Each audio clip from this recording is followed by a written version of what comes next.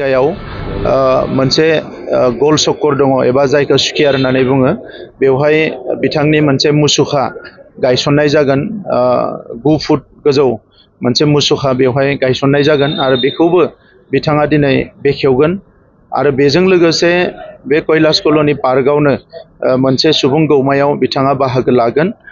बड'फा उपेन्द्रनाथ ब्रह्मआ बर' माहारिखौ मुलुगाव गावनि सिनायथि गावनि थामोनथा गावनि राव थुनलाइ हारिमुखौ लानानै मोनसे गेदेमा हारि महरै थांना थानो थाखाय जि लामा दिन्थिजेनदोंमोन जांख्रिखांनायनि जि लामाखौ दिन्थिजेनदोंमोन बेजोंनो आगान सुरनानै दिनै बर' माहारिया बे समाव गावनि सिनायथि आरो थामोनथाखौ मुलुगाव गायसननो हाबाय आरो बे बाथ्राखौ बुजिनानै भारतनि हायेस्ट लेभेलाव दिनै प्राइम मिनिस्टार बिथां हम मिनिस्टार बिथांमोना गोबां समाव बड'फानि मुसुखायाव बायदिसिना हाबाफारियाव बिबार बावबोदों। बड'फानि बागै बिथांमोना बुजिनो नाजाबोदों।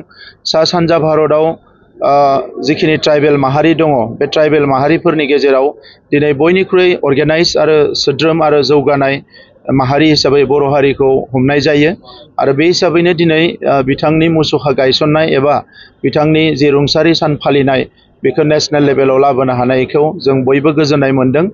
बड'फाया बर' माहारिनि आंगोनिबो आंगो नाथाय बिथांनि साननाय हनाय बिथांनि जि फिल'सफि बेखौ दिनै सारा भारतनि मानसिफ्रा एबा सारा मुलुगनि मानसिफ्रा लासै लासैनो बोजबनायाव मान होनायाव जों बयबो गोग्गानाय मोनदों। फैबाय थानाय समा जोंनि माहारिनि थाखाय जोबोद मोजां सम। बेवहाय जोंनि जाखांबोनाय लाइमोनफोरखौ आं खावलायगोन बड'फानि जि सान्थौ आरो सानस्रि बेखौ बयबो बजबनानै लानांगौ।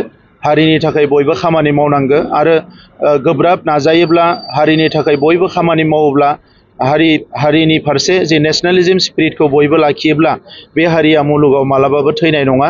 दा दिनैनि सानाव आङो बयबो बर' फिसाफोरखौ रोजा रोजा साबायखर बावदों जोंखौ बयबो थुलुंगा होनायनि थाखाय। दुलाराय बर' फरायसा आफादखौ आं साबायखर बावदों जे दुलाराय बर' फरायसा आफादनि आथिखालनि दैदेनगिरि बिथांमोनानो बे बाथ्राखौ सानजेनदोंमोन आरो जों बयबो मदद होनानै दिनै बेखौ मोगथाङाव महर होनो हादों। दा नंखायनो दुलाराय बर' फरायसा आफादनि आफादगिरि दिपेन बर' आरो बिथांनि टीमखौ आं साबायखर बावदों।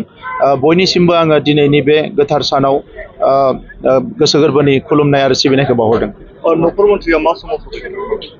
नखर मन्थ्रि बिथाङा 4 बाजिनि उनाव फैगोन। 4 बाजियाव फैनानै गिबियावनो लामा बेखेवगोन, बिनि उनाव मुसुखाखौ बेखेवगोन, बिनि उनाव पाब्लिक मिटिङाव एटेन्ड जागोन आरो बिथांजों लोगोसे आसामनि chief minister doctor Himanta Biswa Sharma बिथां आरो दिल्लीनि चिफ मिनिस्टार मुस्रिमा रेखा गुप्ता बिथां आरो लोगोसे गोबां मन्त्रि एमपि गासैबो बाहागो लागोन। बिरखं गाथोननि सोमोन्दै सोलोंथाइ लानो गोसो गुदुं लाइमोनफोरनि थाखाय मोजां रादाब। गोजान जायगाफोराव थांनानै गोबां रां खरसा खालामना सोलोंथाइ लानांगौनि गोनांथि गैलिया। दानिया उदालगुरि टाउन रामजानकि सकनि हटेल फामि पेलेसनि 4th फ्ल'राव बोसोरसेनि फोरोंथाइ होनो थाखाय लोगोआरि जाना आपग्रेड एभिएशन एकाडेमिया नोंथांमोननि थाखाय मोजां खाबु लानानै फैबाय। Cabin crew, ground staff, cargo executive, airport retail utility, airport management आरो हस्पिटालिटी मेनेजमेन्टनि थाखायबो इन्टारभिउ होनो हानायनि फोरोंथाइ होयो आपग्रेड एभिएशन एकाडेमियाव।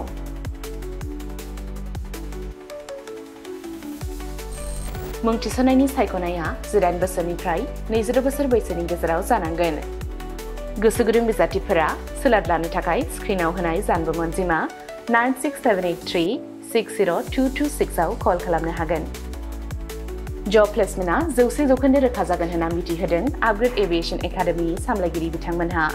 बेजों लोगोसेनो बिरखं दावबायनाय, एभिएशन, दावबायग्रा थावनि टुरिज्म आरो आलासि सिबिग्रा थावनि हस्पिटालिटी बे मोनथाम फोथाराव रोखायै खामानि नागिरना होनो एबा प्लेसमेन्ट होनो हागोन होनना रोखा खालामना होदों एकाडेमि सामलायगिरि बिथांमोनहा।